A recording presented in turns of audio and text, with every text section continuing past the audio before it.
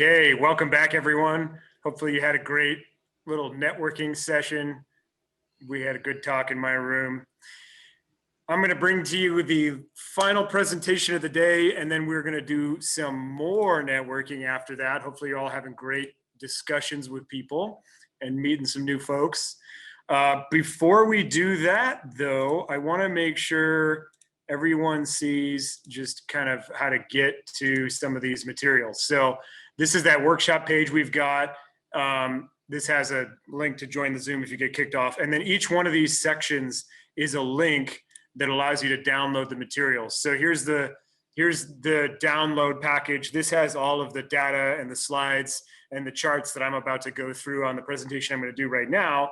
And then at the bottom of this page, if you like what you're hearing today and you'd like to just talk to us about what it would look like to work with us, see if we can help you, there's a Calendly app right here too. So you feel free to jump on, schedule a session. As I mentioned at the beginning, we don't bite. We're not going to give you the hard sell, pressure you to do anything, try and sell you any books on tape or anything like that. It's we're chill, I promise. Okay, so with that being said, I am excited to go over the results of our research. So we've been doing research, as I mentioned in our initial presentation, for longer than 50 years. And we continuously do this every quarter. Malcolm does most of the heavy lifting, so hats off to Malcolm. What we have on our website and in these slides and in the downloads, there's some additional information that you can get if you email a team member in Excel. This is our own proprietary market research. So there's not really good sets of data available in the small and medium-sized multifamily space in our experience. You do have CoStar, which a lot of the kind of broader economic data and things like that I take from. So we'll have CoStar data in here in the second half of this presentation. But as far as like property level sales data, CoStar doesn't really look at 2 to 4 unit properties at all. And if you do a lot of the reading from organizations like National Association of Realtors and Zillow and all these other platforms that have a lot of data on the single family space. So what we have is really unique. We've also found that some of the data out there is not that great on the bigger buildings because they just call the brokers and ask them what the cap rates were. They don't correct everything. So we go in and we correct all of the errors in the data and fix it. So we're going to get into that now. We're going to look at all of the metrics from the last few years from 2020 and see where it's gone so far in 2021. We've got data as recent as February, and maybe we'll make a guess on where it might be going. Who knows? Things might get exciting. So if you haven't looked at multifamily data before, there's a couple key metrics I wanted to show just before we dive into a bunch of terminology. So these are really, there's two here that you hear a lot about. So if you haven't been exposed to multifamily before, you hear about gross rent multiplier and cap rate all the time. And I just wanted to show these real quick. We have a formula and metric reference sheet in the downloads if you want to grab those. And that's something I've just kept like printed out on my desk when I was first learning this stuff. It's just a one pager. But these are important metrics to know because with apartment buildings, most of the values derive from the income that they produce. And that's what these allow you to help figure out. So you have the gross rent multiplier first, which is the simplest one. And the math on the gross rent multiplier is the property's value or the purchase price divided by the gross scheduled rents. So if you think about it, like $1.5 million building that generates $100,000 in gross scheduled rents, that building, the GRM on that building would be 15, which sounds like it doesn't mean anything at first. But what that is, if you think about it, if it's $15 in price or value for $1 in gross scheduled rents, then that's the price you're paying in purchase price for every dollar of annual rent revenue. And by the same logic, it's the value of your building for every $1 in rent revenue. So in Michael Borba and I's last conversation, we were doing that little back of the envelope example on a unit turn where we could raise the rent $500. That's how you use that math. You can figure out what your building might be worth. If you know an area's market gross rent multiplier, you can figure out the exit value, the stabilized value, the after repair value, whatever you want to call it. And you can figure out what your building's going to be worth before you even buy it after remodeling it. That's what makes multifamily so easy compared to single family. With single family, you're really guessing on price per square foot and whether, you know, the lot and the kitchen and the bathroom is nicer than the comps. With multifamily, there's some finesse to it, but really it's much more income based. The cap rate is the other side of the same coin, and cap rates you hear about all the time. So you hear about cap rates in the news, you hear about it if you're doing reading on Bigger Pockets or anything like that. And the cap rate is the net operating income divided by the property's price or value.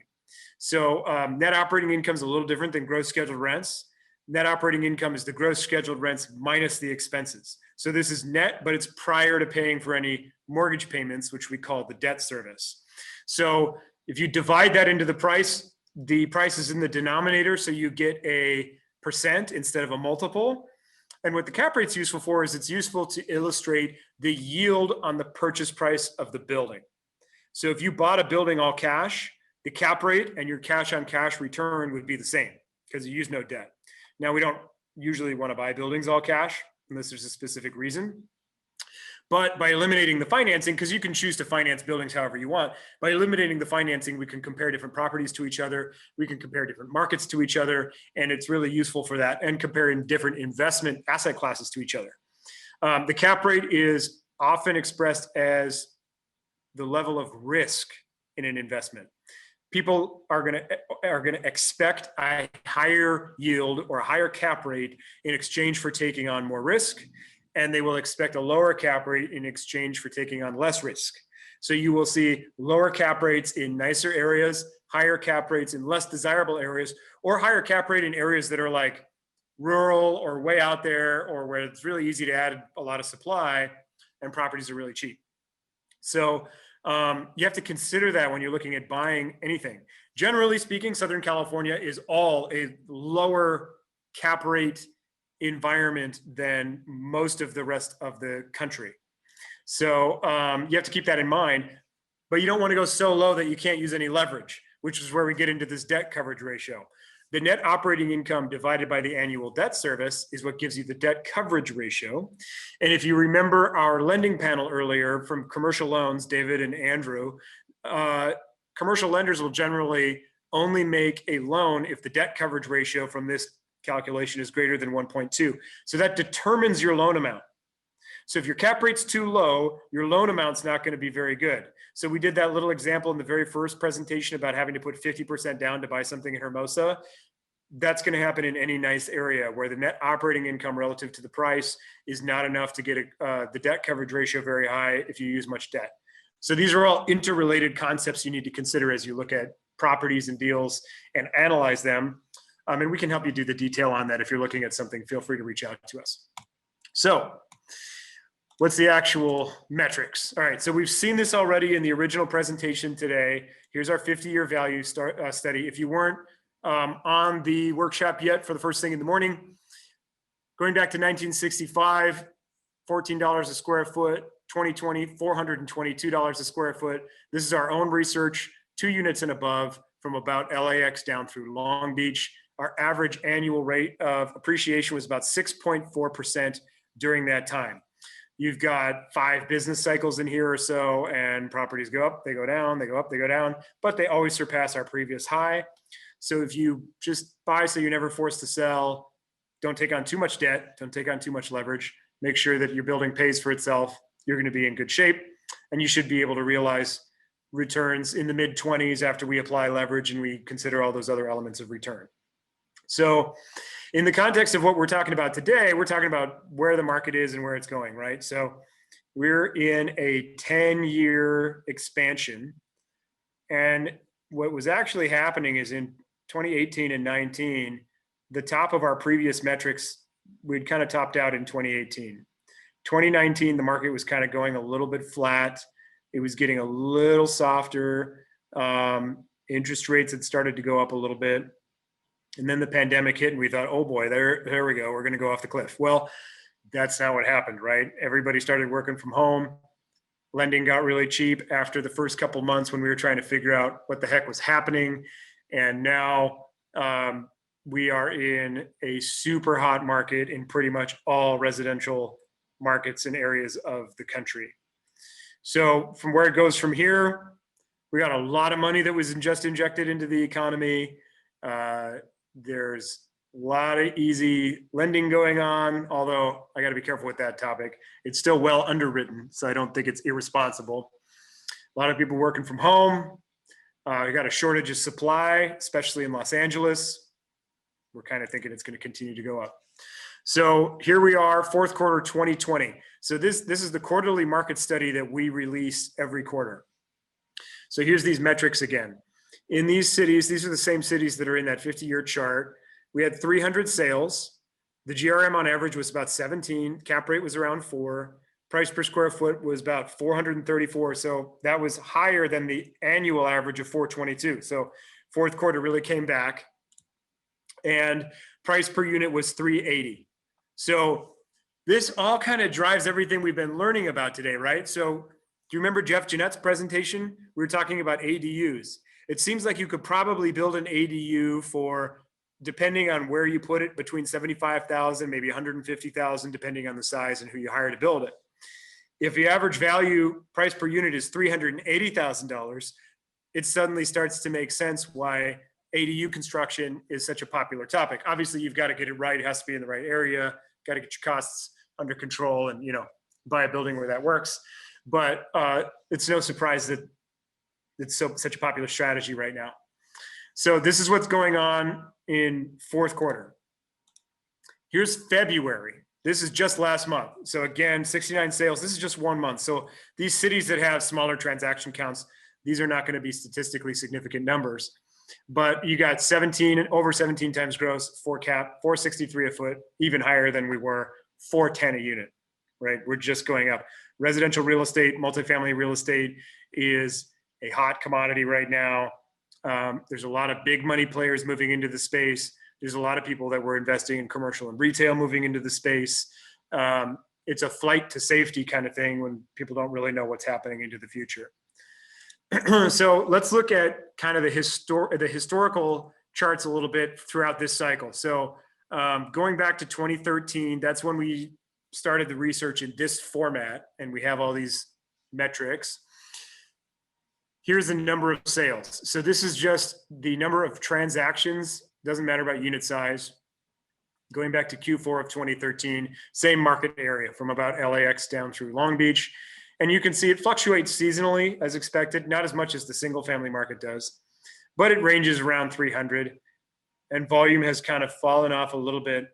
This has been pretty decent, but there's just not much inventory. And then of course, in 2020, the pandemic breaks out and we really start getting into new territory on volume. Everybody kind of got up from the table and went on pause in the first, couple months after March of 2020, a year ago. And that was maybe the only time of the pandemic when there were really good deals around. We had a few where there was some excellent negotiation opportunities. And then once it kind of, everybody figured out that for the most part, tenants were paying the rent and everything that Borba talked about, it comes raging back in the last half of 2020. And now here we are, Q4, we had as much volume as we did back in 2018. So lots of pent up demand in the market right now, lots of transactions going on. GRM, going back to 13, the average GRM across this area was below 14, it was in the 13s. This has slowly ticked up and then started going basically sideways in 2018 and 19, down a little bit when 2020 started. Pricing got a little better, and now we're going back up again. So this hasn't been a big spike. It also hasn't fallen off the cliff. This is pretty different. These metrics are not the same as what you see in the single family market. So we don't really look at GRM in single family. We look at, price per square foot and stuff like that. And the single family market is just really on fire. It's really expensive right now. Multifamily is a little bit more measured because people are valuing buildings on their income. So it's still competitive. There's still a lot of multiple offer situations, but generally speaking, it's a little easier to be a buyer compared to the single family space where you might have 20, 25, 40 offers on a property if it's under 700 grand. Cap rate, remember it's the flip side of the same equation as the GRM. So it goes down as values increase. And, starting at 5.5 in 2013, now we're down right around 4, and it's been basically flat for a couple of years. And same story with 2020, appreciating a little bit, but pretty flat. Price per square foot, this is interesting. 250 in 2013, steadily up. Some fluctuations, but otherwise basically flat since 2018. And the data wasn't enough in 2020, other than just this little bit of Q1 dip right at the beginning of the pandemic to say that we had a big price crash. Also hasn't really exploded. We went from, you saw 398 in average on 2019 to 422 in 2020. So we're up a bit in 2020, but it hasn't shot off to the moon if you're a fan of Wall Street bets. Price per unit, similar story to price per square foot, in the mid 200s. This goes back to 2015. And then again, kind of flat, some fluctuation in 19, a little dip here, and now we're back up high 300s in 2020. Inventory is an interesting one. So we wanted to include this many years of inventory because it really highlights what's so different about this cycle than previous cycles.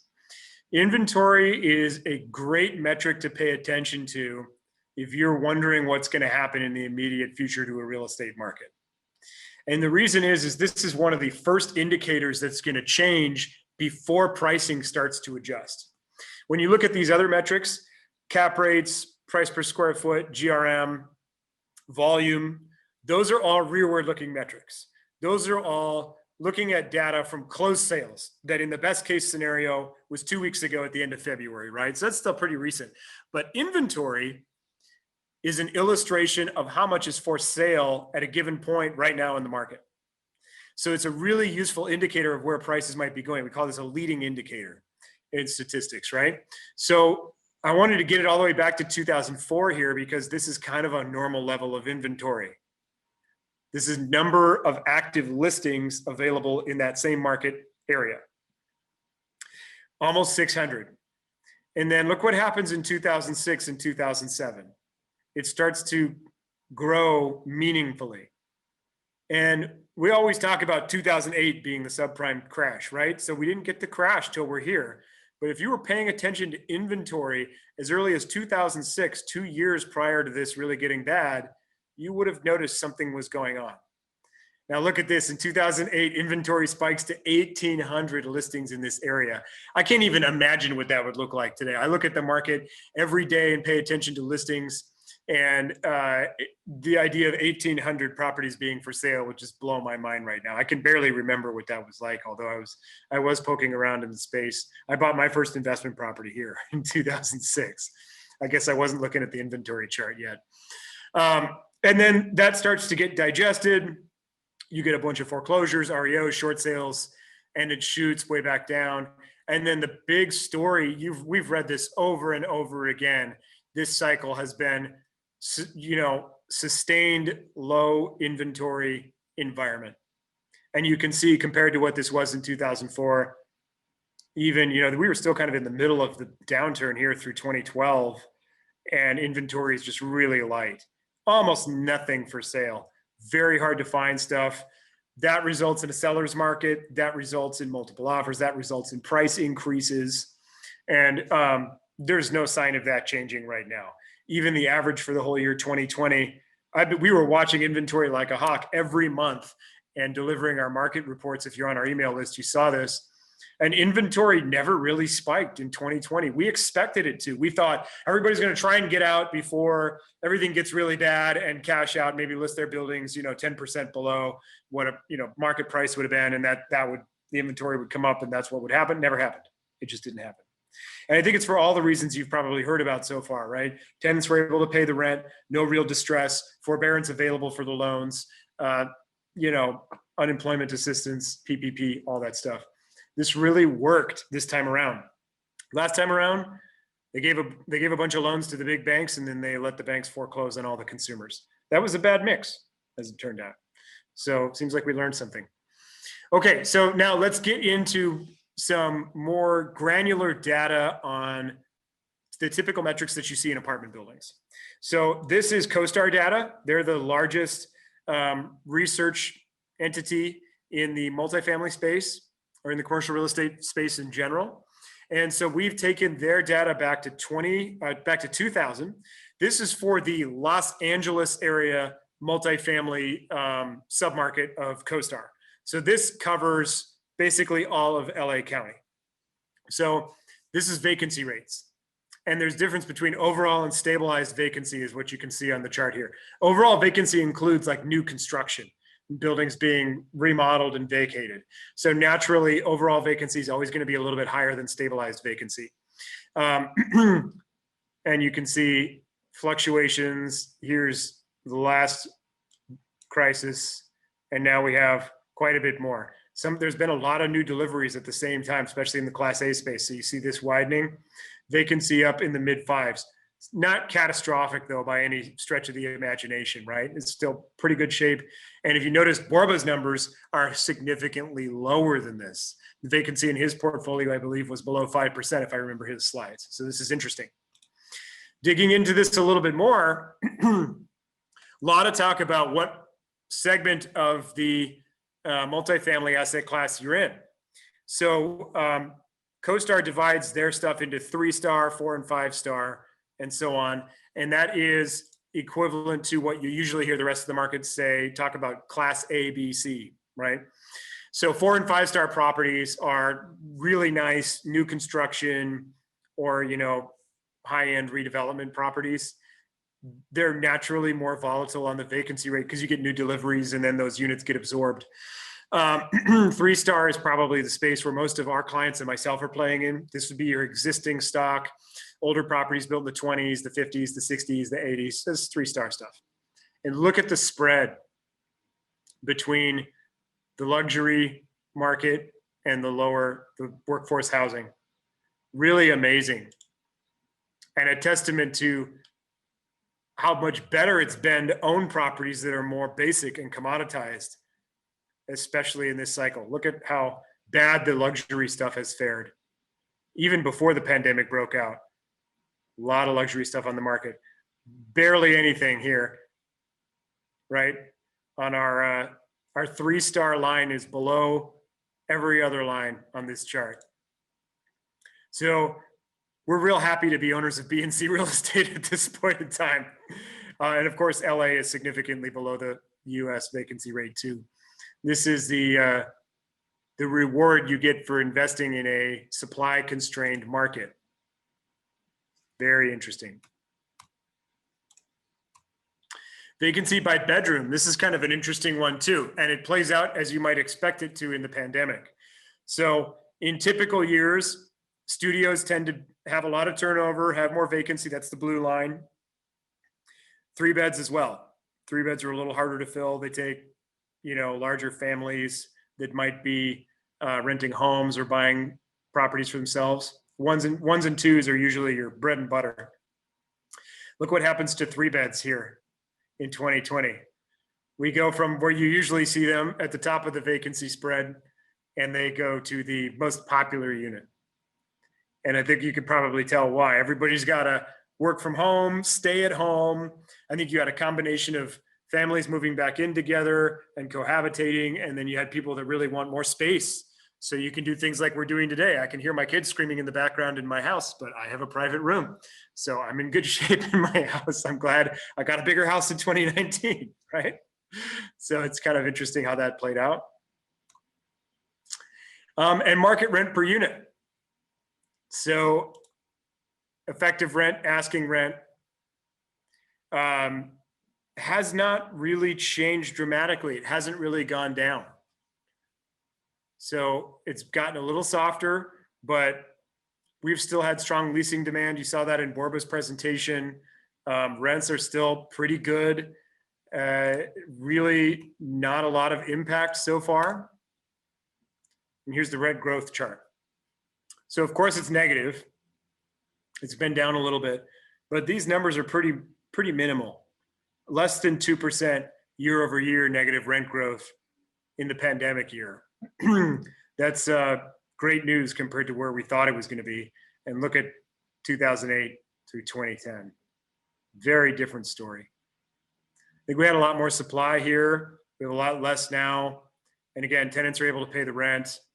And we're still seeing, I'm seeing new units that I have vacated that I own are setting records from what I've seen them go for before.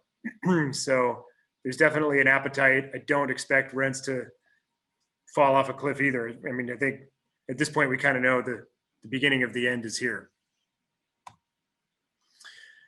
Market rent per unit by bedroom. Interesting. Plays out as you'd expect. 3 beds obviously are the most expensive. 2 beds, 1 beds and studios. But the trend in where they moved doesn't vary that much. It looks like 3 beds weathered the pricing a little better throughout 2020. But even studios did not dip a ton. They're still renting. I have a bunch of studios in some buildings I own, and they're still renting. I think studios have done well because even though they're smaller, they're also the cheapest units available on the market. So you're likely to get people that just want something, and they don't want to spend. They want to spend a minimal amount on rent. Okay, so here's where we have some slides now with forecasts in them. Same, also from CoStar. Job growth, always important to look at when you're talking multifamily. This chart just looks ridiculous, right? Look at that. You can tell when everything changed and shut down, right? And then it comes raging back. So we had what, negative 12% in LA, almost as bad in the US. And then now we've regrown, not all of them, but we've gotten a lot of those jobs back. And this is going to continue to kind of even out as we exit the pandemic back down to typical levels. That's their forecast. Household income.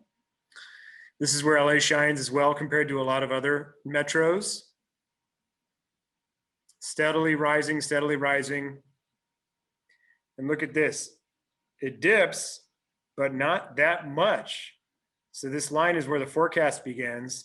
They expect it to continue to dip a little bit through the end of 2021 and then continue to recover. Same thing nationally, but no huge shakeup here in household income. So I think that it's a good indication for talking about renter affordability and for the ability of rent growth to continue in our area. And of course, we have these supply problems. So I think it's going to be a good story for us moving forward. And population growth. This is an interesting slide. A lot of talk out there about this great exodus of Californians. And yes, some people have moved to lower cost parts of the country. I've known some people that have done that. I know some tenants that have done that. It's a popular talking point. But when you really unpack the data, and we did a great, more detailed analysis of this at our last Phoebe meeting with David Coe. He did a ton of research on this, and that's in our video library as well if you want to check that out. But LA versus the US, population growth fluctuates a lot, but even here in 2020, it's negative, but you got to look at the numbers on the side of the chart. It's negative to the tune of less than 0.4%. So if we look at that in terms of like number of people, here's how it looks. So I guess we're going to lose 30-some thousand people in 2019, 2020, year over year net population change.